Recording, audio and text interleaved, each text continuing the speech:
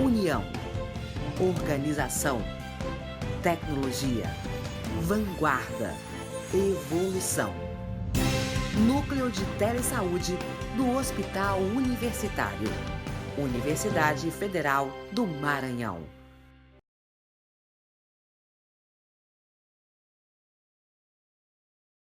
Já nos causa tanto problema, né? Transmitindo há muito tempo o dengue, que a gente já conhece, depois Zika, e depois chikungunya, e agora a novidade do Maiaro, que é o objeto dessa nossa aula.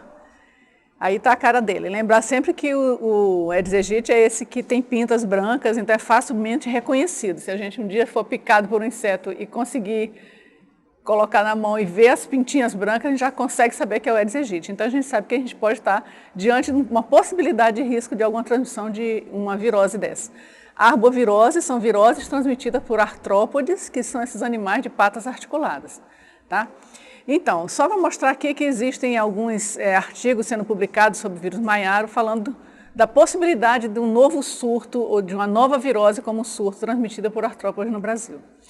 Eu achei muito lindo o vírus. Isso aí é só um diagrama dele mostrando a carinha dele e ele é muito bonitinho, mas na realidade ele traz uma doença muito séria, né, a Maiaro. Ela é uma doença, uma febre, que ela é parecida com essas outras viroses transmitidas pelo mesmo Aedes aegypti. Ele, na realidade, causa uma doença febril aguda, que tem febre alta, dores articulares, dor de cabeça, muita mancha na pele e que ela parece nisso tudo com a chikungunya, só que frequentemente ela tem um curso menor, ou seja, ela dura menos tempo do que a chikungunya. Então, ela é uma doença aqui, ó, infecciosa febril aguda, geralmente de curso benigno. Isso aqui é uma vantagem, se a gente pode chamar que isso seja uma vantagem, semelhante à dengue e chikungunya. Causada por esse vírus Maiaro, que ele é um arbovírus, já expliquei o que é arbovírus, da família Togaviridae, é alfavírus, assim como o vírus chikungunya, e ele é relacionado com chikungunya. Ele parece muito com chikungunya, mesmo geneticamente, antigenicamente, parece. E ele foi isolado pela primeira vez em Trinidade, que é uma ilha da América Central. E o primeiro surto no Brasil aconteceu em 1955, nas margens do rio Guamá, próximo a Belém. De lá para cá, desde então, essa doença ocorre como casos esporádicos, mas faz parte da lista de notificação compulsória imediata. Então, cada vez que alguém tiver um diagnóstico de febre Maiaro, tem que notificar obrigatoriamente, imediatamente, para o Ministério da Saúde. Então, aqui é Trinidade, só mostrar que é um lugar lindo, né? Tem outras fatos de Trinidade, Trinidade e Tobago, a gente já ouviu falar esse nome, e aí foi o primeiro surto da doença. Ela é transmitida da mesma forma que a febre amarela, que a gente conhece, a febre amarela silvestre, que é aquela característica de viver entre os animais da mata, né? da floresta. A gente sabe que a febre amarela tem um reservatório do macaco, e às vezes a gente vê macacos mortos e as pessoas ficam com medo do macaco transmitir a doença, mas na realidade ele não transmite, quem transmite é mesmo o inseto, ele é somente um reservatório. Aqui é a mesma coisa, só que o mosquito que mais transmite o vírus Maiaro, ou seja, o que mais mantém a doença na floresta é um mosquito do gênero Hemagogos. Esse é diferente do Aedes aegypti, esse mosquito. Por quê? Ele é estritamente diurno, o Aedes aegypti é mais um pouco noturno, ele é muito diurno e vive nas copas das árvores, ou seja, na natureza essa doença ela se mantém na copa das árvores, nos animais que vivem nas copas das árvores. Então, também macacos, e pode ser que pássaros, existe uma dúvida se os pássaros também são. E entre eles, o vetor que existe é o Hemagogos, então é outro inseto. Mas o que aconteceu? Aqui os primatas são os principais hospedeiros do vírus e o homem é um hospedeiro acidental. Então sempre aquela coisa do homem entrar na mata ou de desmatar, então o homem ficar muito próximo do reservatório natural, das coisas naturais dessas doenças, é que faz com que essa doença seja transmitida então para o homem como hospedeiro acidental. Mas existem outros mosquitos que são o Culex, Sabetes, esses Coquiletidae e o Aedes aegypti ali no final, que eles têm uma capacidade de manter a doença na natureza. Tá? Então, não se sabe o quanto que cada um desses mosquitos pode transmitir essa doença. Não existe essa confirmação. Mas eles são responsáveis por manter a doença na natureza, naquele ciclo da natureza. E o que se sabe que outros hospedeiros vertebrados, olha lá, pássaros, marsupiais, preguiças, tamanduás, tatu e roedores, eles também são acometidos do vírus. Só que esses animais não adoecem. Então, eles são somente reservatórios e não adoecem. Só quem adoece do maiaro é o homem, tá?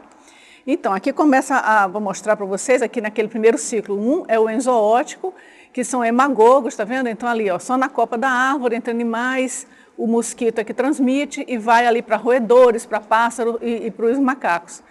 Ali depois o homem entra nesse ciclo e o ciclo se torna rural. Ali a casa do homem que vai para perto da mata. E ali já entra hemagogos também e os Aedes aegypti, Aedes cerratus, Aedes scapularis, Aedes aegypti, conseguem então manter a transmissão do vírus ali dentro daquele espaço rural. Então já mantendo uma outra forma da doença, né? Outra forma da epidemia.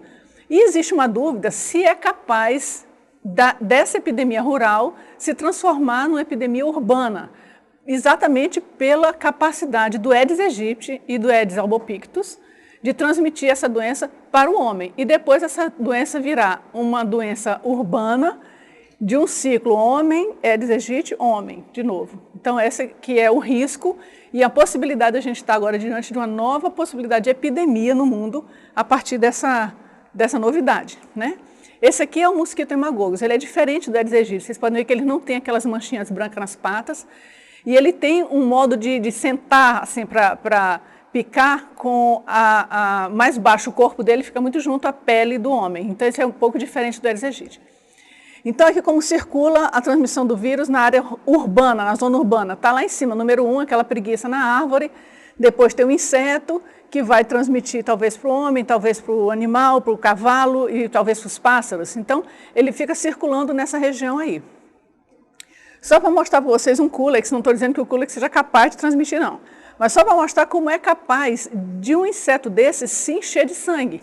Então está aí um Culex antes e depois do repasto infectante, a quantidade de sangue que um mosquito é capaz de reter e depois sair transmitindo a quantidade de vírus ali dentro e depois sair transmitindo esse vírus para outros animais. Existe um trabalho muito interessante feito no Instituto Oswaldo Cruz agora, sobre a evidência da presença do maiaro no Mato Grosso do Sul, no Pantanal do Mato Grosso. E esse pesquisador, muito interessante, ele encontrou nessa cidade chamada Niacolândia os dados que mostram que cavalos, ovelhas, jacarés são portadores do vírus, ou seja, podem ser portadores do vírus, ou seja, eles são animais do solo. Então a doença saiu daquela fase de ser só de copa de árvores e passou a ser uma doença que pode ser do solo, de animais que estão no solo. Esse pesquisador encontrou anticorpos, ele fez sorologia para maiaro nesses animais e encontrou tanto cavalos, ovelhas, jacarés, portadores do vírus.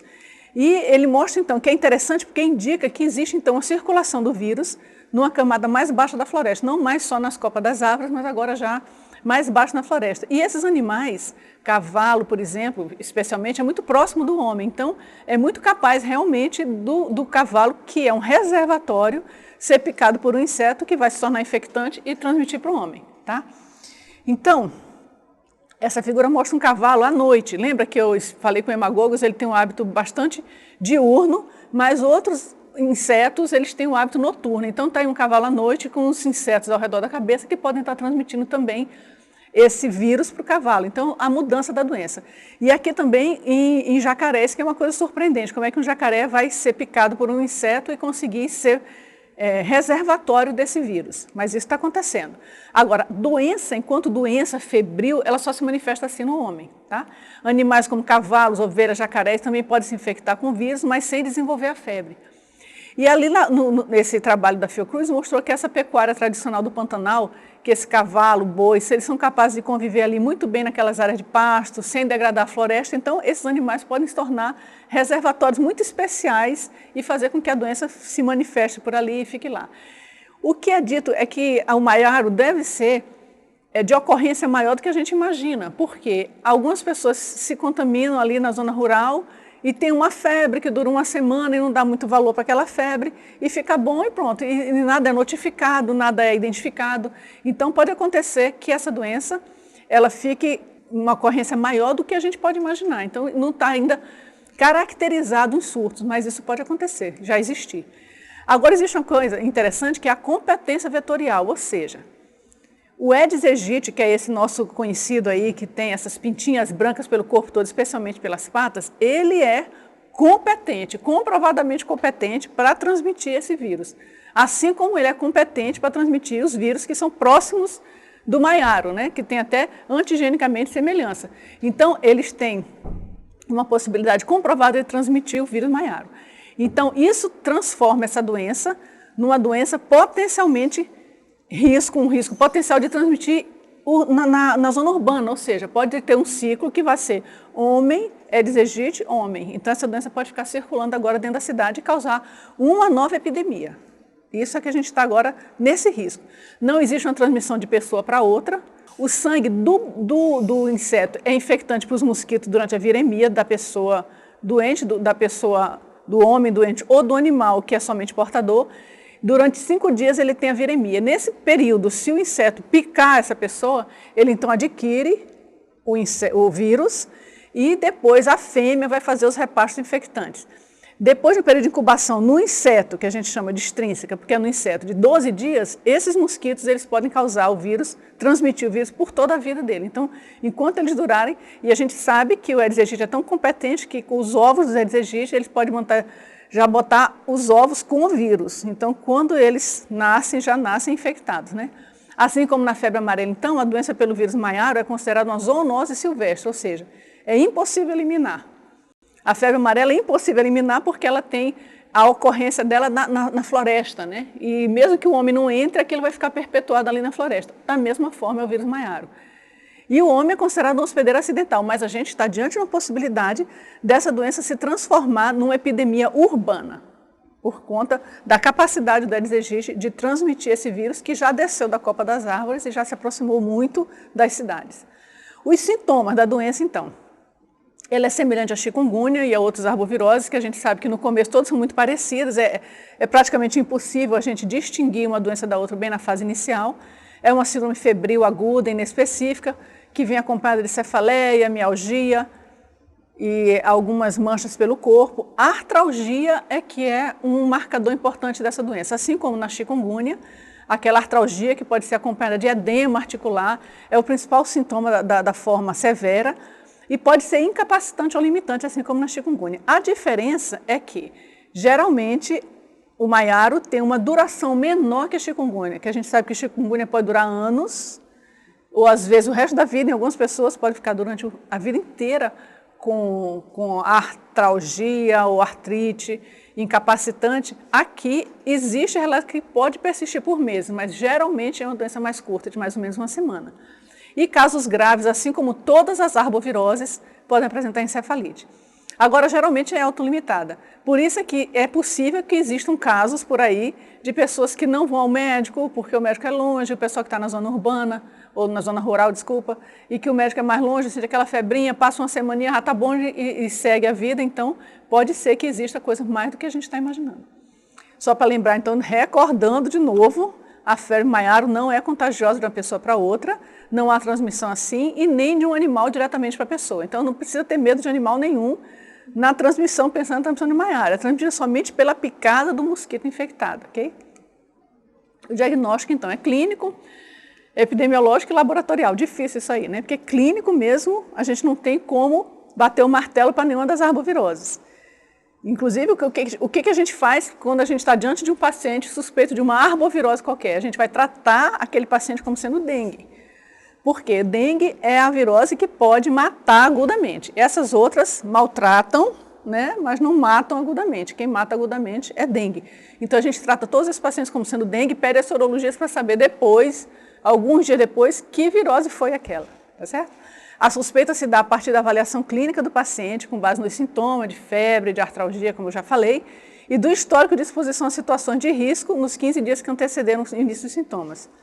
Agora, o diagnóstico de certeza somente é laboratorial, que é feito a partir de prova direta. Se eu conseguir pegar um paciente naqueles primeiros 5 dias de doença, em que o paciente tem uma viremia, aí eu posso isolar o vírus a partir do sangue dele, ou fazer uma biologia molecular. E nesse caso, eu vou ter 100% de certeza. Ou uma prova indireta, tipo sorologia, que como a gente viu que tem semelhança antigênica, pode ser que o paciente tenha um falso positivo para chikungunya, falso positivo para o maiaro, porque são muito parecidos antigenicamente, são realmente próximos. Tratamentos, não existe um tratamento específico, nem existe vacina para maiaro. O que a gente tem que fazer com o paciente na fase aguda é aquilo, repouso, sintomático, analgésico, antitérmico e assim por diante. Da mesma forma que a gente trata os outros. Só lembrando que dengue, como tem a possibilidade de uma depressão de volume intravascular, a gente tem que fazer o paciente sempre se hidratar muito. Se ele não conseguir hidratar assim, tem que fazer hidratação endovenosa. Então esse que é o cuidado que a gente tem que ter com os pacientes que estão diante de uma arbovirose dessas aí. E a prevenção é evitar contato com áreas de ocorrência. Mas quem mora próximo de uma zona de maiaro e não sabe, o que a gente pode fazer? Então a gente tem que minimizar a exposição à picada do vetor, ou por meio de proteção individual, como uso de repelente, de roupa comprida, ou uso de coletivo, de cortina, de mosquiteiro. Então é uma prevenção que é fácil de falar e difícil de fazer no dia a dia. Porque as pessoas que moram nas zonas urbanas não fazem e quem mora na zona rural também não faz. Então, a gente tem que, diante de uma epidemia principalmente, ou de lugares que a gente sabe que está na epidemia, a gente tem que orientar as pessoas a se prevenirem dessa forma. Evitar a exposição com o corpo desprotegido em locais de mata. Se for para dentro da mata, tem que orientar as pessoas que nessa situação, principalmente, não devem entrar com áreas expostas e sem passar um repelente, né? E principalmente aqui a atividade maior do vetor, no caso do hemagogos, né, que é entre 9 e 16 horas, mas o Aedes aegypti já é para o final da tarde. Então tem que o tempo todo, né, usar roupa comprida, que minimiza a exposição aos vetores, preferencialmente acompanhando de repelente. Esse aí é o nosso amigo, ó, o Aedes aegypti, que a gente já conhece, muito competente, ele sabe transmitir dengue, zika, chikungunya e agora o maiaro, né? Esse inseto não existia no Brasil, foi importado do Brasil. Então, voltando aqui para o maiaro, é como se fosse um primo do chikungunya. Tá? Parece em tudo com o chikungunya. A transmissão é igual, os sintomas são iguais, o diagnóstico também só se for sorológico, o tratamento não tem tratamento específico. Agora, a prevenção é a única coisa que a gente pode oferecer para o paciente aqui, tá? Continuando aqui. Os viajantes. O vírus maiaro é considerado endêmico na região amazônica, então, se tem pessoas que vão para a região amazônica, a gente tem que orientar sobre a possibilidade do maiaro também. Ocorre em zona de mata, zona rural silvestre, geralmente afeta indivíduos suscetíveis que entram nos espaços onde tem os vetores, os macacos e os vetores também estão coabitando. Aí, roupa comprida, repelente, pode ajudar a evitar. Isso que a gente já falou aqui. Aí, assim, ele mostra se pode ser uma doença viral emergente, assim, um risco para o mundo. Então, existem relatos, aí essa parte roxa aí, são relatos de casos que não são autóctones, casos importados de maiaro, que já apareceram lá na Europa, lá na França. Imagina, na França foi um caso que veio da Guiana Francesa, um paciente que se infectou na Guiana Francesa e foi para a França e lá foi diagnosticado maiaro. E esses outros casos nos Estados Unidos não são casos autóctones dessas regiões. São casos importados daqui da América do Sul, que é onde, e da América Central, que é onde tem a maior incidência desse vírus, de circulação desse vírus.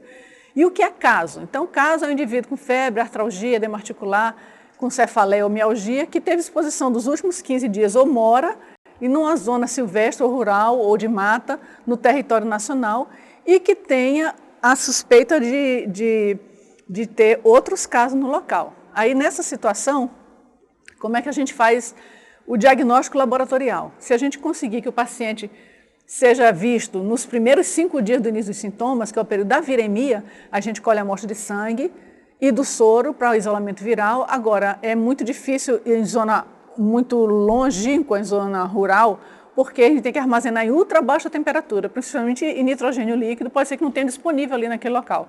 Aí é colocar num freezer e enviar o mais rápido possível para um LACEN que seja próximo, para poder tentar fazer o isolamento daquele vírus. Se o paciente já tem mais do que 5 dias do início de sintomas, aí a gente vai colher de novo o sangue dele, também botar em gelado e mandar para o LACEN, mas agora para fazer pesquisa de anticorpos, não mais do próprio vírus, que a gente não pega mais a viremia. Então a gente vai tentar uma sorologia IgM, ELISA ou inibição de hemaglutinação ou anticorpos neutralizantes para tentar saber se aquilo que o paciente estava apresentando tinha sido, se foi realmente uma febre maiaro. E a gente encaminha para o laboratório central que todos os estados têm. Agora, se um óbito suspeito, como em todas as doenças, se ocorrer um óbito, a gente tem que, não sabe o que foi que causou aquele óbito, a gente tem que colher a amostra dos tecidos, fígado, baço, rins e mandar também tudo para o LACEN para poder tentar fazer tanto o histopatológico quanto as sorologias. Tá? Aqui eu tentei mostrar o seguinte, um pouco de cada uma dessas doenças, de Zika vírus, de chikungunya, de dengue e do maiaro. Então, o que cada um pode fazer? Então, não sei se vai dar para ver, mas olha só, por exemplo, aquela primeira, lá em cima, a primeira linha fala febre. A chikungunya tem mais ou menos febre, dengue tem muita febre, maiaro muita febre, zika vírus pode ter menos, né? Dor retroorbitária é mais de dengue, mais de maiaro e zika e menos de chikungunya. Então, algumas doenças têm mais características do que outras. Em comum, todas têm uma doença febril aguda que dura 5 dias, mais ou menos. Mais do que 5 dias, a gente já começa a estranhar um paciente que a gente está pensando em arbovirose e a febre passa dos 5 dias. O paciente que tem zika vírus, ele tem mais rastro cutâneo e mais uma coisa que parece uma conjuntivite não purulenta. E a chikungunya e o maiaro tem mais dor articular, dor e edema articular. Só que aí a gente vai ter que saber qual é a etiologia, porque até para o prognóstico do paciente, porque chikungunya pode levar a uma doença que vai ser para o resto da vida do doente e o maiaro é uma doença mais autolimitada. Isso é importante a gente saber. Isso aqui então só para finalizar. O rapaz está dizendo aí, já peguei dengue, zika, chikungunya, febre amarela, acho que não falta mais nada, né? E o inseto lá atrás dizendo assim, eu tenho a novidade, adivinha quem tem novidades, né? É isso, pessoal. Obrigada então.